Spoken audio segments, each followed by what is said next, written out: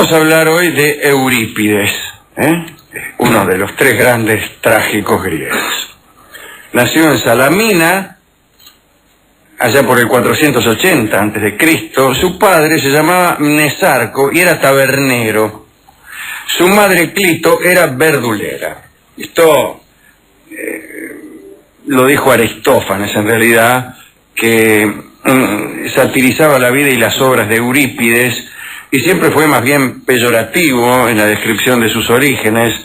Así que probablemente los padres de Eurípides tenían fincas y vendían al por mayor sus productos, lo cual para el autor de esta biografía es mejor que ser verdulero. Cualquier cosa antes que ser verdulero. ¿Qué tiene de malo ser verdulero? No lo sé. En su juventud fue atleta, Eurípides, pero no le fue bien. Después fue pintor. Y después estudió retórica con Pródico y filosofía bajo la dirección de Anaxágoras. También estudió con Sócrates y fue su amigo. Cuentan que debido a la persecución que padeció Sócrates, Eurípides dejó la filosofía como profesión y desplegó sus saberes en el teatro. Además de la pura acción, empezó a incluir el drama metafísico. Dicen que trabajó en el arte dramático para que se dijera por medio de actores lo que no se le hubiera tolerado en la escuela. Esto aparece claro. Sobrevivieron de Eurípides 18 obras de las 75 que escribió. Tuvo más suerte que otros en cuanto a la proporción, ¿no? Aparece claro que Eurípides se burlaba del teatro y que lo consideraba solo como un medio para exponer sus tesis filosóficas. Bueno, nada menos. Aristóteles ha escrito que desde el punto de vista de la técnica dramática, Eurípides fue un paso atrás respecto a Esquilo y Sófocles. En vez de desarrollar una acción, mandaba un mensajero a resumirla en el escenario en forma de prólogo. Bueno, esto sucede muchas veces, especialmente en el cine de bajo presupuesto. Se hundió el Titanic, aquella película sobre el Titanic que íbamos a filmar nosotros, que apareció un diario dando vuelta que decía, se hundió el Titanic, en vez de hacer tanto lío como hizo este hombre con la última película Titanic, toda la guita que gastaron, que construyeron un Titanic que era más caro que el verdadero, que lo hicieron, que se 400 extras ahogados en la filmación. Pero no, se hundió el Titanic y todos hablaban en un link. ¡Qué barbaridad!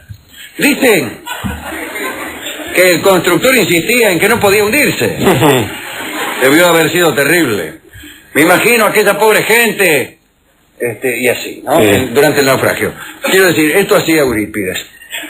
En vez de una batalla y un tipo que lo agarraba al otro y lo corría y hacía aparecer esto y aquello, no. Un mensajero decía, se ha incendiado el palacio de Cadmo. Entonces nos ahorrábamos un montón de guita. Claro. ¿Cuándo sucedió ayer? Decía,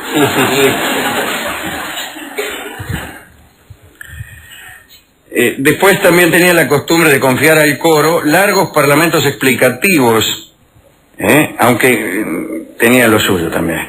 Bueno, en el teatro isabelino, incluso en las obras de Shakespeare, como no había mucha escenografía, en realidad si no había mucha, no había nada de escenografía. Y entonces hablaban y reemplazaban la escenografía por los dichos de los actores. Aquí, en este bosque solitario y umbrío, tal cosa. Aquí, en este maravilloso palacio cuyas paredes están cubiertas de tapices. Eso reemplazaba la escenografía. Bien. También tenía por costumbre, Eurípides, cuando el asunto se embarullaba, hacer bajar del techo un dios que lo resolvía todo con un milagro, el famoso Deus ex machina, del que tanto se habla, ¿no? Como el barco de Robinson Crusoe. Algo así, pero es el desenlace sobrenatural que lo hacía salir airoso de las situaciones más complicadas. Digamos que hacía uso de procedimientos de mal dramaturgo, que seguramente lo habrían llevado a rotundos fracasos si no los hubiese compensado con asuntos de interés filosófico. Esto dicen los hombres sabios, o más bien los enemigos de Eurípides. Cuenta Burckhardt que en la obra de Eurípides los acontecimientos se amontonan muchas veces sin orden, de manera que la unidad desaparece. Por ese motivo, el conjunto de un drama de Eurípides apenas se fija en la memoria del lector. Esto lo dice Burckhardt, que es enemigo de Eurípides. Además dice, no le faltan, ya enojadísimo Burckhardt, dice, no le faltan cansadas repeticiones. Una cosa es primero explicada, después sucede y después se la recuerda. Anunciada, como algunos textos, dice, ahora vamos a hablar de fulano. Fulano, qué sé yo, si es así, ¿no? Pero en nuestra forma diaria de hablar tenemos también costumbre de anunciar lo que vamos a hacer y después lo hacemos. Algo que me llama mucho la atención es esta muletilla que es tan común. Te para un tipo en la calle y quiere saber dónde queda, por ejemplo, el obelisco. Y dice, una pregunta, ¿dónde queda el obelisco? ¿Por qué dice primero una pregunta? Es que sospecha que el inciso ¿dónde queda el obelisco? Puede ser confundido, por ejemplo, con una propuesta indecorosa más que con una pregunta. No lo sé. Es claro que ¿dónde queda el obelisco? Es una pregunta. Es como si usted para mandar a pasear a un señor, le dijera un insultito. Un insulto. Váyase usted a la porra. Una agresión. Es usted un estúpido. Bueno, parece que a Eurípides le costaba mucho escribir. Lo hacía muy lentamente. En una oportunidad le dijo a su amigo Alcestes que en 3 días solo había conseguido escribir 3 versos. No está mal. Alcestes, orgulloso, le aseguró que en ese lapso había escrito una tragedia. Eurípides, enojado, le advirtió que una obra confeccionada de ese modo duraría en la memoria de la gente el tiempo que le había llevado a escribir. En la obra de Eurípides era interesante el papel del coro.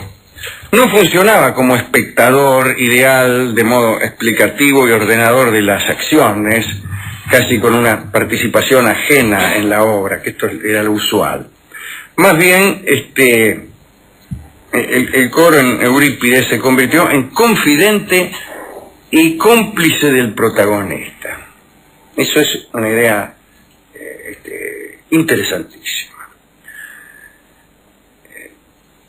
Aunque no del todo bien explicada, porque ¿qué quiere decir que un coro sea confidente del protagonista? Que oiga las confidencias del protagonista. En ese caso, formaríamos, por ejemplo, un coro cuya función no sería la de cantar ni recitar, sino la de oír.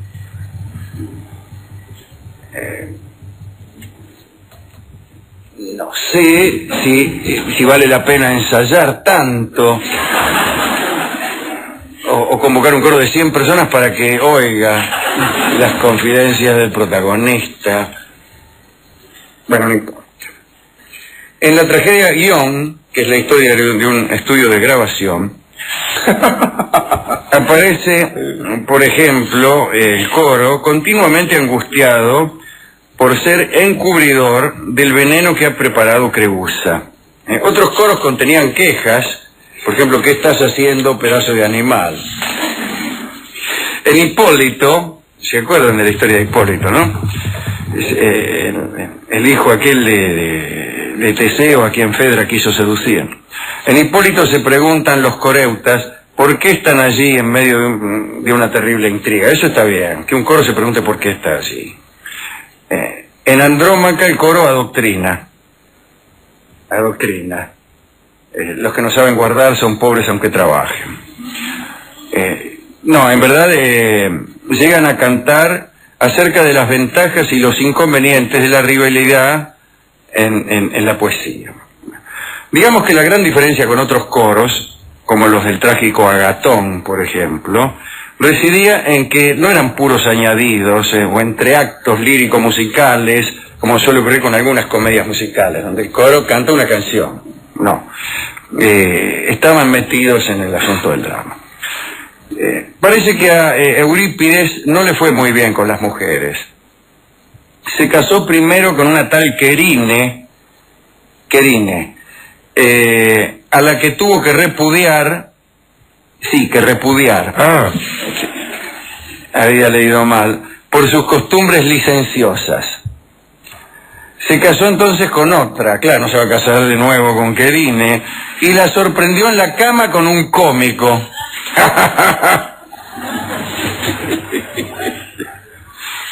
Sófocles decía de Eurípides que despreciaba a las mujeres en el teatro y las buscaba en la vida, y que ellas le pagaban con la moneda inversa, lo apreciaban como poeta y lo despreciaban como hombre con sostenido fervor.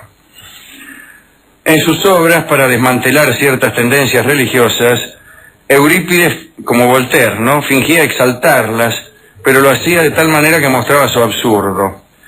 Y de vez en cuando hacía decir frases peligrosas, del orden de, oh Dios, admitiendo que exista, pues de él solo sé de oídas. Esto decía un actor agnóstico, ¿no? En una oportunidad, durante la representación justamente de Hipólito, puso en boca del héroe el siguiente inciso: sí, mi lengua ha jurado, pero mi ánimo ha permanecido libre. Los atenienses, que estaban acostumbrados al perjurio, pero que no admitían oírlo confesar, quisieron lincharlo. Lincharlo es una palabra absolutamente anacrónica en este caso. Quisieron matarlo.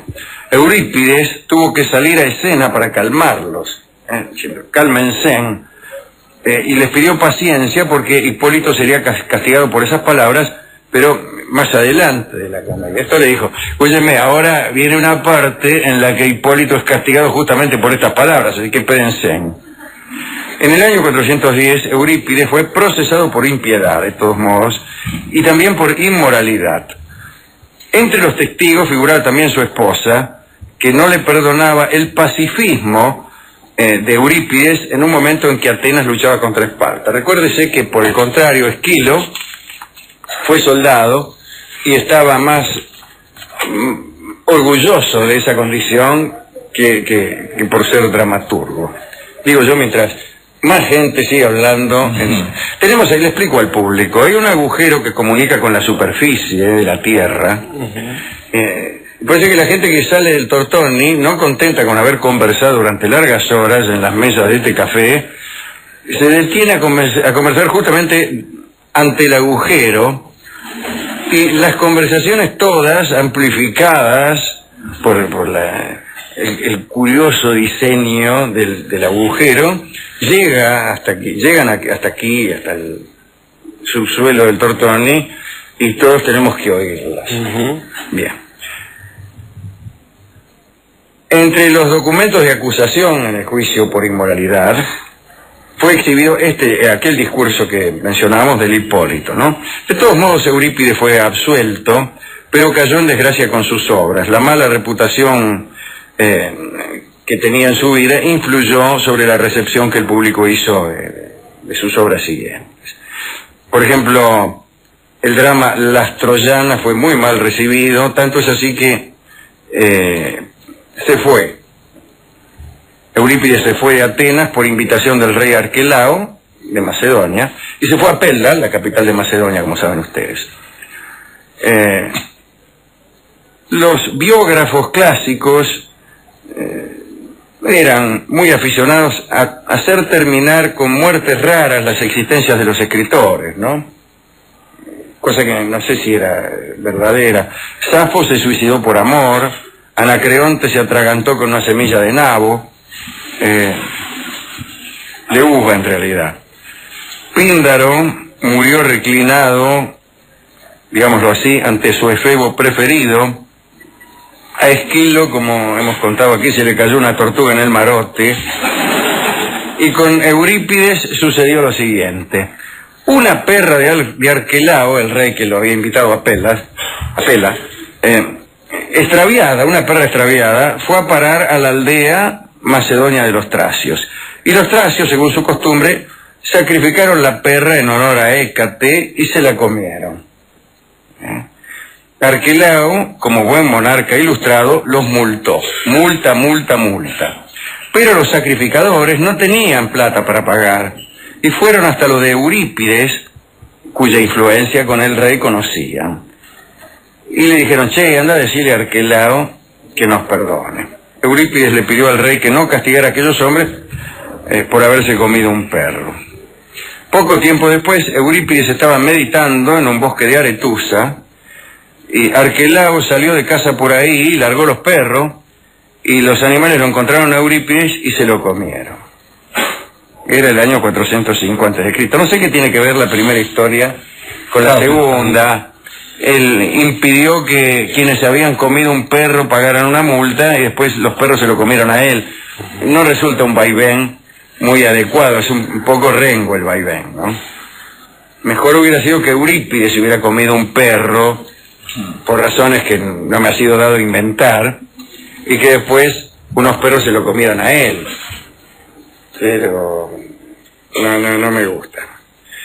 Dijimos alguna vez que Eurípides ganó solo 5 veces el premio al teatro en Atenas. Quiero decir que había autores muy inferiores que ganaron en mayor número de ocasiones. Parece que incluso era costumbre que en Atenas ganara cualquiera, porque el oficio de jurado, ya incluso en aquellos tiempos, parece que estaba en manos bastante absurdas, ¿no? Así que no es de ahora esto. También hemos dicho algo que escribió una vez Plutarco. Cuando los siracusanos hicieron prisionero a todo el cuerpo expedicionario ateniense, devolvían la libertad y perdonaban la pena de muerte a los soldados que supieran recitar alguna escena de Eurípides. Está muy bien, eso es un lindo final para esta historia de el último de los 3 grandes trágicos de la Grecia clásica. ¿A quién dedicar esto? Desde luego a Eurípides y también a Esquilo y también a Sófocles. Y a Plutarco, que nos ha contado tantas cosas, y a las personas que están conversando a gritos en la puerta de este Café Tortoni. Pensamos que música podía ilustrar esta charla acerca de Eurípides y del teatro, y buscamos tangos teatrales y encontramos este tango teatral que se llama Maipo, como el célebre teatro de la calle Esmeralda. Además es un tango estupendo, un estupendo tango de Eduardo Arolas. Vamos a oírlo en la versión de Aníbal Troilo con Roberto Grela. Adelante.